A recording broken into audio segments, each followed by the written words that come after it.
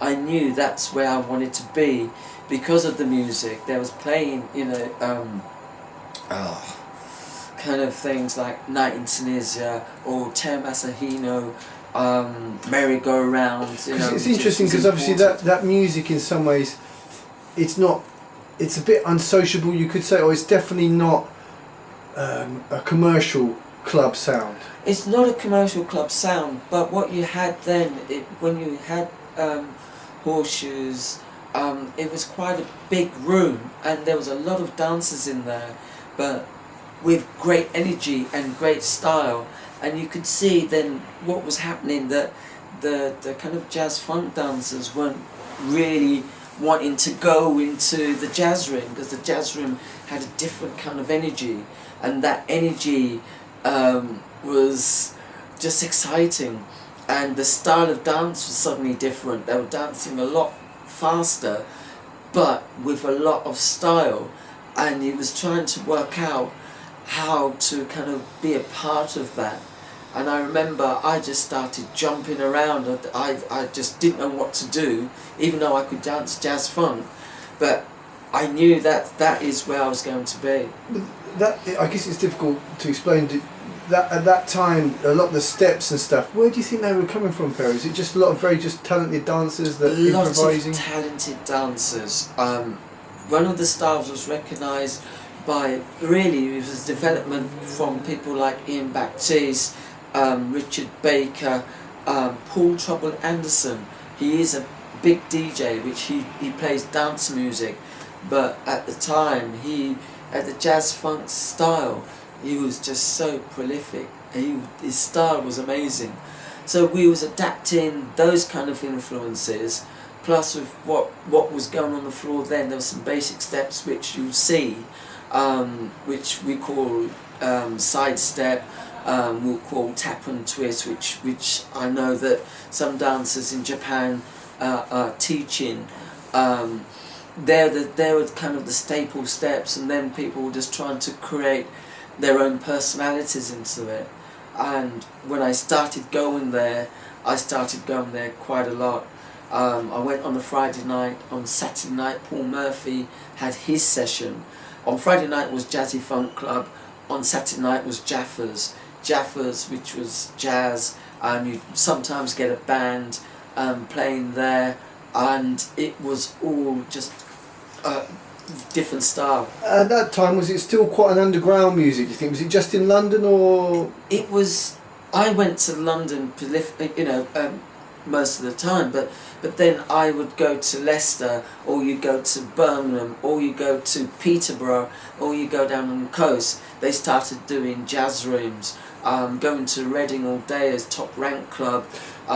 So it was starting to spread. What sort of year you're talking about at this sort of time? Now we're in the 80s now. We're about 80, 81 now, and about 80, 81, there was lots of places you could go, and you kind of, from there the Jaffers closed, but it moved to a place in Camden called Electric Ballroom.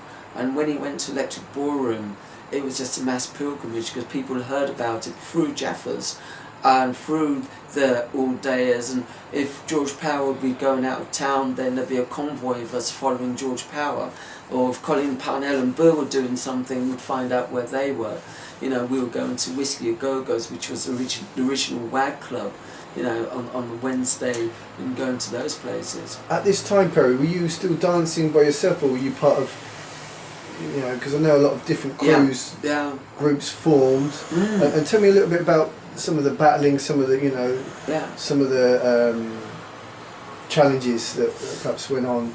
Well, you would team up with people, but you weren't really like a crew. I mean, I was going around at that time with Tony Fuller, Everton Baines. We'd meet up with the kind of what we call a hierarchy, who were real boogie dancers, jazz funk dancers, who kind of were looking after us, because we were a little bit younger than they were, but they recognised that we were getting, known in London, and the London guys were adopting us. So I was going around with Jerry Barry at the time, Kevin, Robert. So we was going to all these parties where they were, it was just unbelievable, just the quality.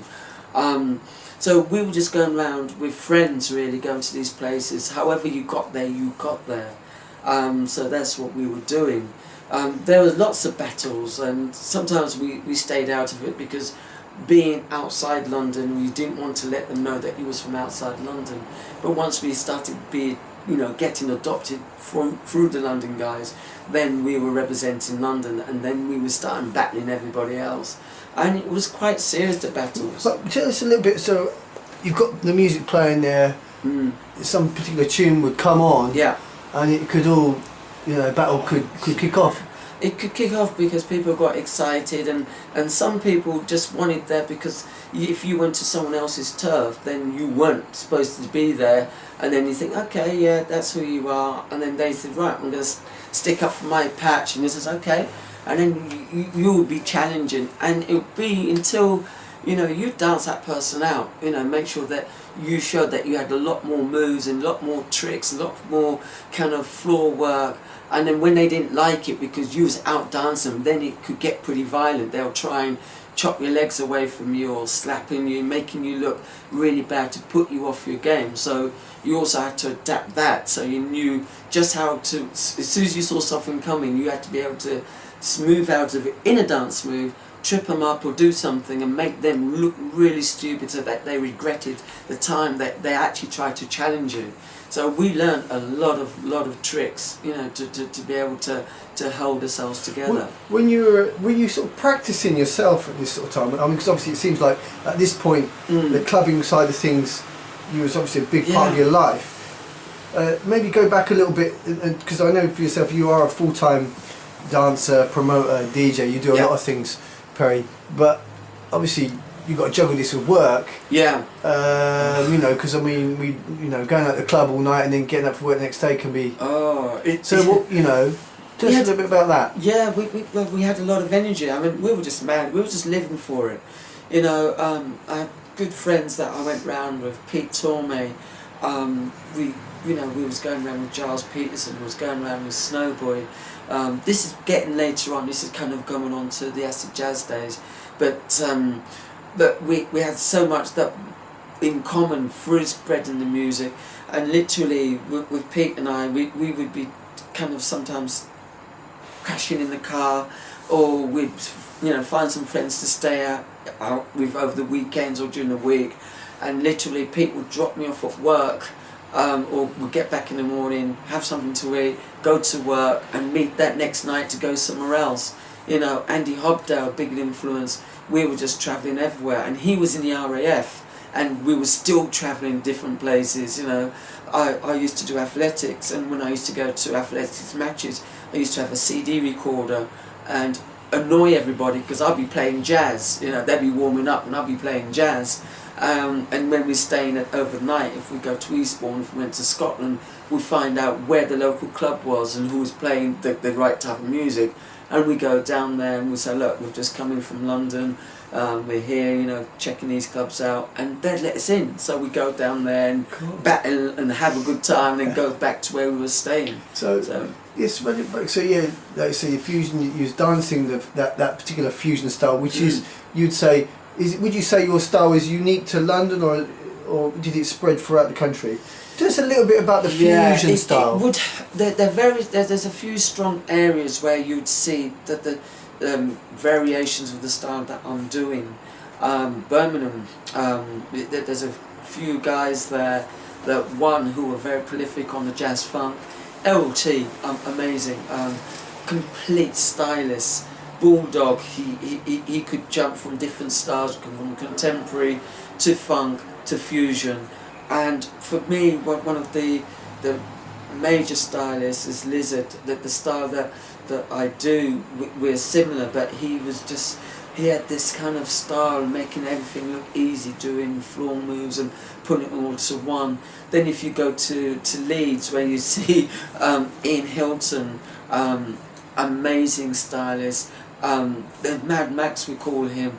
He was just so powerful, big guy, but what he could do on the floor was amazing. and some younger guys like Flexi, Felix, when you see the way he works, you know, just effortless.